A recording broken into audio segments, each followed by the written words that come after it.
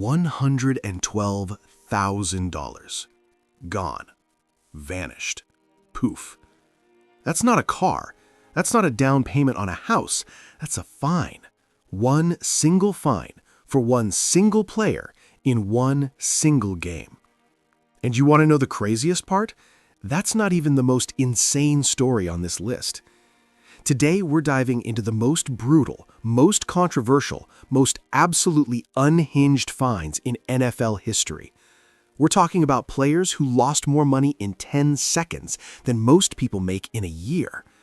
We're talking about hits so dirty, so violent, so completely out of control that the NFL had to send a message.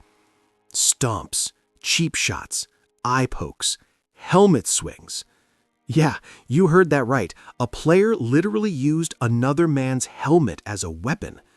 Stick with me, because what you're about to see, it gets worse. So much worse. Let's get into it. Terrell Suggs, $20,000. January 2011, AFC Divisional Playoffs. Ravens versus Steelers, the most heated rivalry in football. The setting is perfect, the stakes are massive, and Terrell Suggs, he's about to make a decision that costs him 20 grand in about half a second. Ben Roethlisberger drops back. The pocket is collapsing, and Suggs, instead of wrapping up like a normal human being, goes low. And I mean low. We're talking knees. We're talking career-threatening territory. Now here's the thing. Did Suggs mean to hurt him? Probably not. Did the NFL care? Absolutely not. $20,000. Gone. But wait, you're probably thinking, 20 grand? That's nothing to an NFL player. And you're right. This is just the warm-up, because the fines on this list, they get astronomical. Rob Gronkowski, $20,000 plus suspension. Okay, Rob Gronkowski, the most lovable tight end in NFL history. The guy who spikes footballs like he's trying to send them to China, Mr. Gronk Spike himself. But December 2017, Gronk showed us a side we'd never seen before. Picture this, Bills versus Patriots. The play is dead. Tre'Davious White is lying on the ground. The whistle has blown. It's over. And then, Gronk launches himself full speed, elbow first, directly into the back of Tre'Davious White's head. Bro, what? The crowd goes silent. The announcers are stunned. White is just lying there, not moving. The NFL suspended Gronk for one game and fined him $20,000. And honestly, a lot of people thought that was way too light. This wasn't a bang-bang play. This wasn't heat of the moment. The play was over. Gronk made a choice, and that choice could have ended someone's career. Was $20,000 enough?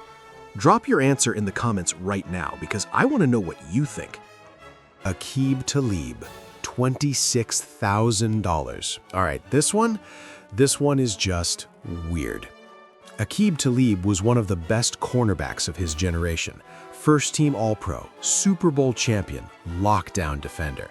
He was also absolutely unhinged. 2016, Broncos versus Colts, and Aqib Talib decides that the best way to defend Dwayne Allen is to poke him in the eye. I'm not joking, he literally poked the man in the eyeball. Like, what are we doing here? This isn't the Three Stooges, this is professional football. The NFL fined him $26,000, which honestly feels like a bargain for attempted eye removal. But here's the thing about Talib. This wasn't his first rodeo. This dude was constantly doing something crazy. Chain snatching, fights, ejections. The man was a walking controversy. And yet, he was so talented that teams kept giving him chances. That's the NFL for you. Talent covers up a lot of sins. But not for long, because the players coming up, their sins were too big to cover. Ndamukong Suh, $30,000. If you've watched football for more than 5 minutes, you know this name, Ndamukong Suh, the most feared defensive player of the 2010s. Not because he was the best, but because he was the most dangerous. This man had a reputation, and in 2014, he reminded everyone exactly why. Thanksgiving Day, Lions versus Packers. Aaron Rodgers, the reigning MVP, is on the ground. And Ndamukong Suh, he stomps on Rodgers' leg. Not steps, stomps, with intention, with force, with absolutely zero remorse. The whole world saw it. The replay was damning. And Suh's excuse? I was just trying to keep my balance. Get out of here. Nobody believed him. Not the fans, not the media, not the NFL. $30,000 and a one-game suspension. But here's the insane part. This wasn't even Suh's first stomping incident. In 2011, he stomped on a Packers player's arm. He was fined and suspended then, too. This man was a repeat offender, and the NFL kept letting him back on the field. Ask yourself, at what point is a player too dangerous to play? Because Suh was testing that limit every single week. Brandon Meriweather, $42,000. Brandon Meriweather was a missile, an absolute missile. This dude played safety like he was trying to separate souls from bodies. And for a while, the NFL let him do it. But 2013, the league had enough. Meriweather racked up multiple illegal hit-to-the-head penalties in a single game against the Bears. We're talking crown of the helmet, launching, targeting, the whole dirty playbook. The NFL didn't just fine him, they made an example out of him. $42,000 plus a suspension. And Roger Goodell basically said, this is what happens when you don't learn. Because here's the thing about Meriweather. He had been warned multiple times. The league had sent him letters, they had fined him before, they had basically begged him to change his playing style. He didn't listen. And when the NFL finally dropped the hammer, his career was basically over. Teams didn't want the liability, the headaches, the fines that came with every single game. Brandon Meriweather went from Pro Bowl safety to out of the league in what felt like overnight. Let that be a lesson. The NFL will let you get away with a lot, but eventually they collect. James Harrison. Multiple fines. Career total in the hundreds of thousands. Okay, we need to talk about James Harrison, because this man didn't just get fined once.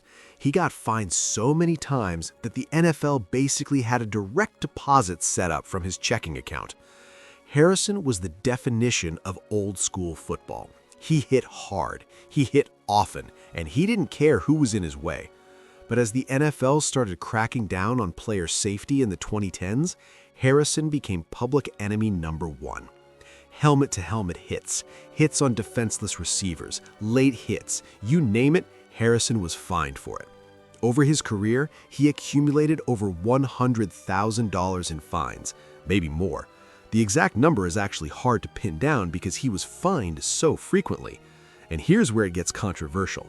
Harrison argued loudly and publicly that the NFL was targeting him, that the same hits other players made went unfined, that he was being made an example of because of his reputation. Was he right? Maybe, maybe not. But here's what I know. James Harrison was a Hall of Fame talent who played in an era where the rules were changing under his feet, and whether the fines were fair or not, they defined the second half of his career.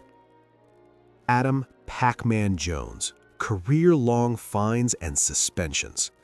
Pacman Jones. Where do I even begin? This isn't just a story about fines.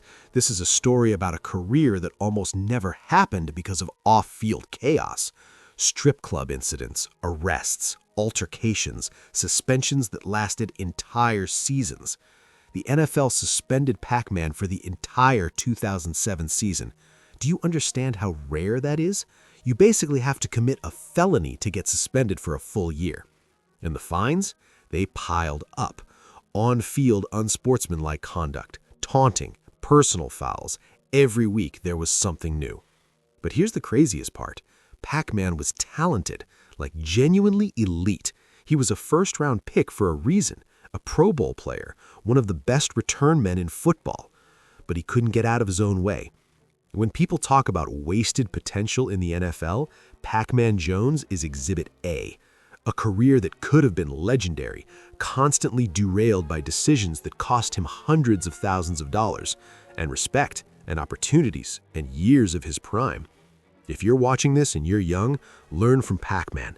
Talent isn't enough. Character matters. Myles Garrett, $42,000 plus indefinite suspension. November 14th, 2019, Browns versus Steelers, Thursday Night Football. The whole country is watching, and they're about to witness one of the most shocking moments in NFL history. The game is basically over. 8 seconds left. The Browns are winning, and for some reason, Rudolph and Garrett are tangled up on the ground. What happens next? Myles Garrett rips Mason Rudolph's helmet off his head, and then, I still can't believe I'm saying this, he swings it at Rudolph's skull. A helmet used as a weapon on national television. The bench is clear. It's absolute chaos. Players are throwing punches, coaches are trying to separate everyone, and Myles Garrett is standing there, helmet in hand, like he just realized what he did. The NFL suspended him indefinitely, fined him $42,000, and the sports world lost its mind. But here's where it gets even crazier. Garrett later claimed that Rudolph called him a racial slur. The NFL investigated and said they found no evidence. Rudolph denied it completely. So what really happened? We may never know. But what we do know is that Myles Garrett's reputation was forever changed in that moment. He went from future Hall of Famer to the guy who swung a helmet. And that $42,000, that was the least of his problems. Albert Haynesworth, $100,000. We're in the top 2 now. And these stories, they're not just about money. They're about moments that define careers. October 1st, 2006, Titans versus Cowboys. Albert Haynesworth, 6'6", 350 pounds of pure destruction, is having a normal game. Nothing special, nothing crazy. And then, Cowboys center Andre Garrod is on the ground, helmet off, defenseless, and Albert Haynesworth stomps on his face. His face. I need you to understand how violent this was. Garrod needed 30 stitches to close the wounds. His face was gashed open, blood everywhere, absolute carnage. The NFL suspended Haynesworth for 5 games, the longest suspension for an on-field incident at that time, and fined him $100,000. And here's the thing that haunts me about this play. It wasn't heat of the moment. Watch the replay. Haynesworth looks down at Garrod. He sees that the helmet is off. He knows the man is defenseless, and he stomps anyway. That's not football. That's assault. $100,000. And honestly, it should have been more. Vontaze Burfict, $112,000. Here it is, the biggest single fine in NFL history. Vontaze Burfict. If you know football, you know this name, and you probably have strong opinions about it. Burfict was a tackling machine. He led the league in tackles. He was the heartbeat of the Bengals defense for years. He was also the dirtiest player in the NFL, and I don't say that lightly. This man had a highlight reel of cheap shots.